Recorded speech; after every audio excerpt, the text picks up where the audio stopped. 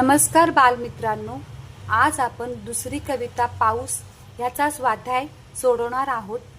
चला तर मग स्वाध्याय सोडवूया. पहिला प्रश्न उत्तरे लिहा. मुलांनी बोट कोठे सोडली?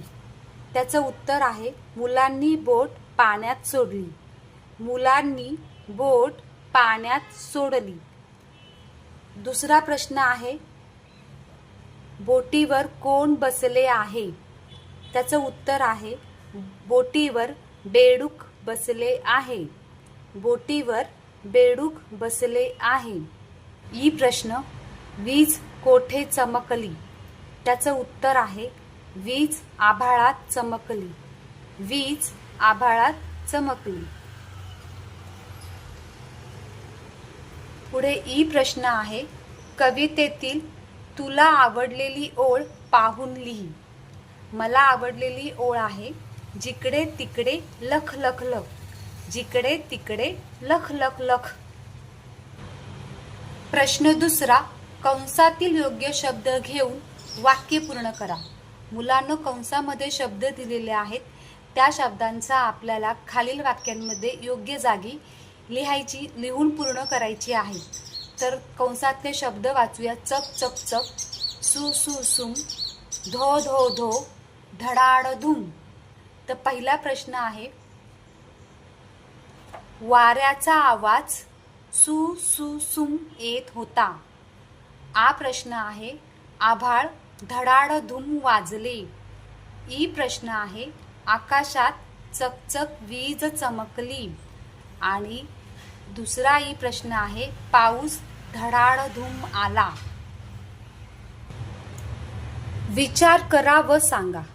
प्रश्न पहिला कवितेत आलेले कोणते आवाज तुम्हाला आवडले? त्याचं उत्तर आहे कवितेतील चक चक चक, सु सु सुम, लख लख लख हे आवाज मला आवडले. आता कवितेतील जे आवाज तुम्हाला आवडले असतील ते तुम्ही तुमच्या आवडीचे लिहू शकता. प्रश्न दुसरा आहे पावसाळ्यात तू कोणकोणत्या वस्तू वापरशील ते सांगायचंय. आता पावसाळा सुरू झाला की आपण कोणकोणत्या वस्तू वापरतो? तर छत्री, रेनकोट आणि पावसाळी चप्पल ह्या पावसाळ्यात आपल्याला लागणाऱ्या वस्तू आहेत. पुढे प्रश्न तिसरा आहे पाऊस पडल्यावर तुमच्या आजूबाजूला कोणकोणते बदल होतात? त्याचं उत्तर आहे हवा थंड होते, नदी पाण्याने भरते, मैदानावर चिखल होतो, काही ठिकाणी पाणी साचते, झाडे हिरवीगार होतात. आता तुमच्या आजूबाजूला जो काही बदल होणार आहे तो तुम्ही तुमच्या शब्दात लिहायचा आहे. पुढे शेवटचा प्रश्न पाहूया. खेळूया शब्दांशी. आता खालील कंसामध्ये काही शब्द लिहून दिले आहेत. त्यातले यमक जुळणारे शब्द आपल्याला लिहायचे आहे.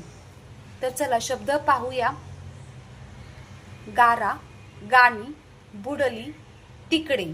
आता पाणी या शब्दाला यमक जुळणारा शब्द आहे गाणी. वारा या शब्दाला यमक जुळणारा शब्द आहे गारा. जिकडे या शब्दाला यमक जुळणारा शब्द आहे तिकडे. आणि सोडली या शब्दाला जुळणारा शब्द आहे बुडली. चला तर मग मुलांनो, धन्यवाद.